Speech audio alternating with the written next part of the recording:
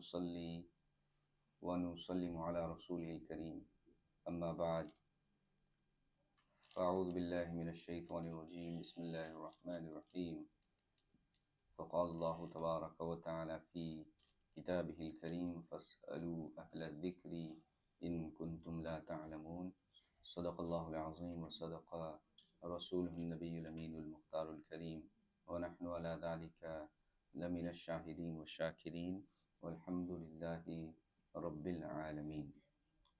मोहतरम मुकर्रम मेरे बुज़ुर्गों, नौजवान साथियों, सभी मिलकर आक़ाए नामदार हुज़ूर रहमत आलम मुजस्सम सल्लल्लाहु अलैहि वसल्लम की मुक़द्दस बारगाह में दुरूद पाक का हदिया पेश करें और पढ़ें। अल्लाहुम्मा सल्लि अला सय्यिदिना व हबीबिना व शफ़ीइना व मौलाना मुहम्मदिन व आलिहि व सहबिहि अजमईन बिरहमतिका या अरहमर राहिमीन। अल्हम्दुलिल्लाह कुछ ज़रूरी मसाइल रोज़े के हवाले से हम समझने की कोशिश कर रहे थे। Some of the important rulings in regards to fasting we were going through. So the last verse was about some of those actions which do not break your fast. Maybe people think that they do, but in reality they don't. We have some of them still left, and I'll go through them, and inshallah we'll move on to the makruhat of fasting.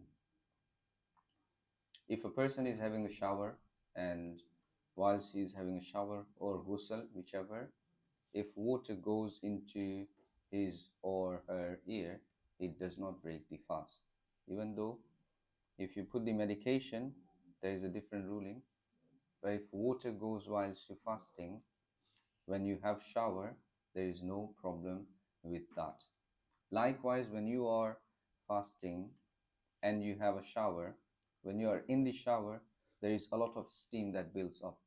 That steam does not break your fast, even though it goes through your nose and through your throat. However, a person should be careful in regards to any ways which he can use, like vents or fan if they have in the bathroom, or the windows. If they can open them and let the steam go out, that's the best way. But something that we cannot really control, that is which is not within our control, uh, like steam when you are having the shower, that will not break your fast. Likewise, when people are fasting, they are if they are off from work, or if they have free time, people usually sit together and start to talk. Now, if this chat is based on something good, it is highly encouraged. For example, we are sitting here and talking about the Islamic rulings. If this talk and chat includes the ghibat of people, which Quran Pak mentions, وَلَا تَغْتَبْ بَعْضُكُمْ بَعْضًا, you should not backbite each other. Okay, after giving the command, Allah subhanahu wa ta'ala says that أَيُحِبُّ أَن يَأْكُلَ لَحْمَ أَخِيهِ مَيْتًا, would he like to eat his dead brother's flesh meat? अपने मुर्दार भाई के गोश्त को खाना पसंद करोगे? अब गीबत क्या है? कई मरतबा ऐसे होता है कि भाई हम तो सही बात बता रहे थे उसके बारे में, we were telling the truth about him in front of Rasul Akram alayhi salatu wasalam. When this question was raised, ya Rasulullah, if that thing that we are talking about, that person has in him the habit that we are talking about, he has it, then is it still classed as ghibat and backbiting? So Prophet ﷺ said that if he has, that is when it's classed as backbiting. If he does not have that habit and you talk about him, that's the accusation. That's even greater than backbiting. तो उसमें वो आदत है और फिर तुम उसकी बुराई कर रहे हो, तो यही तो गीबत है. अगर आदत न हो और फिर उसके बारे में वो बात कहो, तो ये तो उसके ऊपर इल्ज़ाम लगाना है. तो इस्लाम ने दोनों से मना किया. Especially in the state of fasting, if a person does backbiting, although it does not physically affect his fast in terms of validation of the fast, it does take the ruhaniyat away from that person. And scholars say that because of backbiting, the nuraniyat of your fast, the light and nur that you should have attained by fasting, that light and nur goes away from your fasting. Likewise, if a person has ihtilam, he was sleeping at night and he has a wet dream, that does not break the fast. If he wakes up, suppose a person woke up in the state of janabat, ghusl was farz upon him, for whichever reason. If he woke up in the state of janabat and he did sahri in the state of janabat, that is fine, no problem with that. He can do sahri. If he continued his fast, suppose unfortunately he didn't do ghusl and he remained in that state, even fajr time and everything went, his fast is valid, but to do so is haram, because the state you were in, you couldn't pray your namaz and you missed your namaz, fajr, and that is haram. Therefore, when a person wakes up for sahri, if he does not have enough time, either he eat or he does ghusl. What should he do? He should eat first, then he should do ghusl and pray fajr, because dawn starts, but then fajr time lasts for long. But once the dawn starts, you cannot really eat anything or you cannot do your sahri. Therefore, do the sahri fast and then you do ghusl and pray your fajr salah. Makruhat.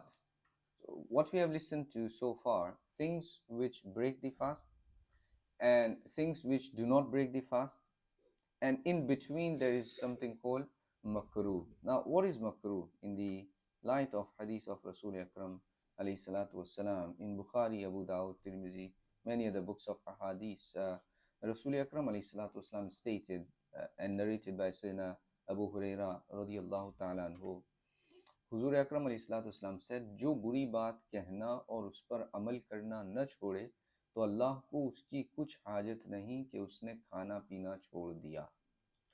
Anybody who cannot stop doing evil or saying evil, Allah does not care about that person staying hungry. You can stay hungry the whole day, because according to you and I, just avoiding food and avoiding certain actions, that is fasting. Rasul Akram alayhi salatu wasalam said no. Changing your way of life, changing your the way you talk, changing the way you behave, that is the actual essence of fasting. Huzur farmate hain, whether he eats or doesn't eat, Allah does not care about him leaving and avoiding his food and drink, because he did not change the way he behaved. Therefore, our fast should reflect on how we behave. Ibn Majah, Nisai, and many other muhaddisun, they narrate this hadith again from Sayyidina Abu Hurairah radiallahu ta'ala anhu. And again, this is to ponder upon that, where our fast is going. And is our fast leading us to taqwa, or is our fast mere the practice of staying hungry and thirsty and spending the day and then enjoying the iftar at the time of iftar? Where do we fit in? Rasul Akram alayhi salatu wasalam stated, हुजूर फरमाते हैं कि बहुत से रोज़ेदार ऐसे हैं कि उन्हें रोज़े से प्यास के सिवा कुछ नहीं मिलता, और बहुत से रात में क़याम करने वाले ऐसे हैं कि उन्हें जागने के सिवा कुछ नहीं मिलता. There are many people who fast, but from their fast they attain nothing except staying hunger and thirst. And there are many who stand during the night, but from their standing they don't get anything except getting tired. थकान के अलावा उन्हें कुछ नहीं मिलता. What do we understand from this hadith of Rasul Akram alayhi salatu wasalam? That if we do not look after the boundaries during our fast, which means we stayed hungry, we did the basic ritual, but the actual achievement that we should have had from the fast, we missed it. And these makruhat, many of them, they fit in that category where we are merely practicing on hunger and practicing on thirst. Let's listen to them. Lying whilst you fast, lying obviously in any case, because Allah subhanahu wa ta'ala stated, La'natullahi alal kadhibin. झूठों पर Allah की लानत है. Allah's curse is upon those who tell a lie. Now, this is a normal case. So when you are fasting, you are actually spiritually trying to uplift yourself. And whilst you're doing that, you are lying. It kills the purpose. Therefore, lying is makruh. Ghibat, किसी की पीठ पीछे बुराई करना, to backbite someone, that is also makruh and disliked. Chugli, chugli is when you ignite a fight between two people, ignite hatred between two people. That is again is not permissible in Islam, and especially when you are fasting. Your fasting should make you a nice person. Instead, you are being someone who makes two Muslim brothers or two Muslim sisters create fight between them. What kind of fast do you have? So, it kills the purpose of fast. Gali dena, behuda baat kehna. When we swear at someone. Swearing in general is fisq. Yes, sababul mu'mini fusukun. किसी मुसलमान को गाली देना ये फिस्क है, regardless of whose fault. आपकी गलती, उसकी गलती, उसने ऐसा किया, उसने वो. Doesn't matter. As a mu'min, what is your tongue like? Therefore, during fasting, it's even more prohibited. Again, it's makruh, but it doesn't break the fast. It takes the spirituality of your fast away from you. किसी को तकलीफ देना, mean to cause discomfort for someone. For example, when people come for Taraweeh, people come for Juma. Now, if they are parking in the wrong way, they park wherever they feel like, maybe I give chanda in the masjid, so I have right over the masjid. I can park wherever I want. No, if you give chanda to masjid, you get sawab, not that you do whatever you want and wherever you want. No, masjid के आदाब में से ये है कि when people come to masjid, they try and create comfort, not discomfort. If you come into masjid and you're doing something which causes trouble to people, that is impermissible, and it is makruh, especially whilst you're fasting. We have many people, especially because now it's Ramadan, so people who are smokers, they have this urge to smoke. इफ्तारी के बाद अगर मस्जिद में मगरिब के लिए आते हैं, they'll smoke outside, they'll drop their buds there and come in the masjid. We were forced, in masjid we were forced to hang, those buds storers. So after you smoke, please do not drop on the floor, there is facility for you. But again, you missing the point. When you come in the masjid, you're causing discomfort with the odor of that smoking. We still see people. We keep telling, we have mentioned in Juma as well, but people cannot leave their habit. If you want to, then keep a small toothpaste in your pocket. If you want to smoke, do it. Go downstairs, brush your teeth, then come in the masjid. This is the way, because masjid is for the people to come and worship Allah subhanahu wa ta'ala. Do not cause discomfort. So there could be many ways where we harm people whilst we are fasting. Whereas fast is something that makes you pious. What kind of piety it is when you are harming other people. Okay, tasting the food. We have sisters, mothers at home who cook. We have brothers who cook. I sometimes try to cook as well. So if when you're cooking in Ramadan and you want to taste, are you allowed to taste your food? No, you are not allowed to taste the food whilst you're cooking in the state of fasting. If there is sister who is not fasting, that's a completely different way then. But if you are fasting and you want to taste the food, you are not allowed to taste it. In very extreme circumstances, for example, somebody's husband is a monster. I hope Allah Ta'ala protect us from being one of them who every time when we enter, as soon as we enter in the house, the temperature is different, our temper is different. जब हम मस्जिद में थे, लोगों के सामने थे, बड़े खुश, बहुत ही smiley face, or as soon as we enter the home, it's like everybody has to be very careful now, what to say, what to do, how to say. People become like afraid कि कोई dictator घर में आ गया. If this is the case, then what does Islam say? A, this is not the way of a husband. You are not a husband. You could be anything but a husband or a father. So Islam say, if a woman has a fear in that case, if there is more salt, if there is no salt, If there is less salt in the food, then husband will, be on fire.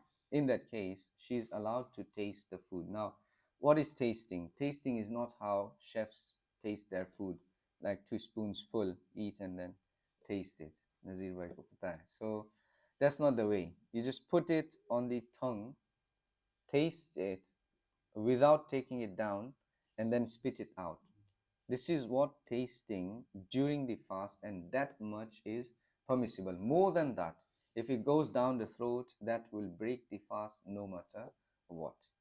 इसके साथ दो तीन मसले और हैं, बच्चे हैं इसलिए मैं इनको अभी जिक्र नहीं कर रहा हूँ, लेकिन उर्दू में मैं बता देता हूँ कि औरत का बोसा लेना या औरत को गले लगाना उस सूरत में मकरूह है जब अगर बंदे को इस बात का ख्याल हो कि वो उससे आगे पहुंचाएगा, तो उस सूरत में अपनी औरत को ना गले लगा सकते हैं, अपनी औरत को ना बोसा ले सकते हैं।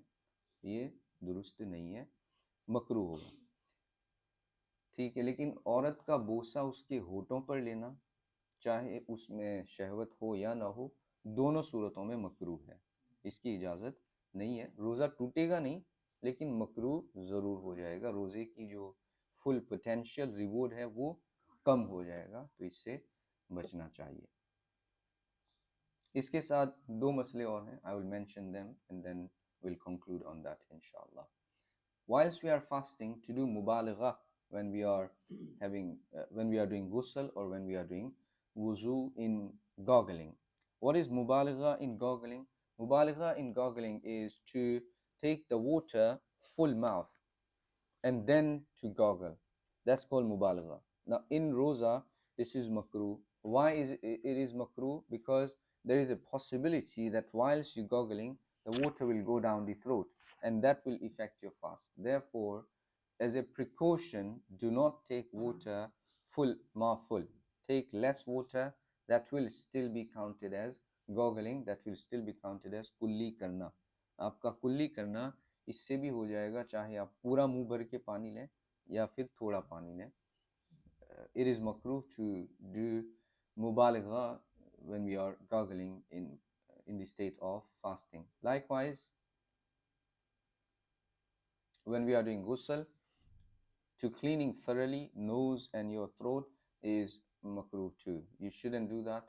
If the water goes down, that will break your fast if it goes down the throat, because now you had to take precaution, you didn't do it and it costed you your fast. So बहुत ही carefully वुज़ू और गुस्ल के वक्त, ख़ास तौर पे हम नाक साफ़ करते हैं या कुल्ली करते हैं, तो उसमें ख्याल रखना चाहिए।